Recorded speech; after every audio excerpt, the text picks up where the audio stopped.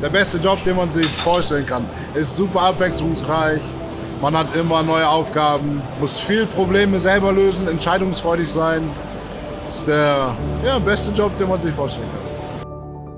Weil hier sind es natürlich Laborbedingungen, draußen hat man Strömung, keine Sicht, Schiffe, Kranarbeiten, Geräusche überall und das muss alles im Blick behalten werden, dass der Job sicher bleibt. Man braucht einen erfahrenen Supervisor an der Oberfläche, der alles im Überblick hat.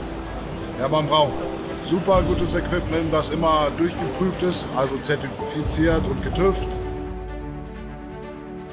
Also die perfekte Elektrode hat einen ruhigen Lichtbogen, klar abgegrenzt, also ruhiges Schweißverhalten, vor allem auch konstantes Schweißverhalten. Nachher auch noch gute mechanische Eigenschaften. Was auch schon oft erwähnt wurde hier auf der Messe, ist es natürlich auch schön, wenn die Schlacke sich gut ablöst.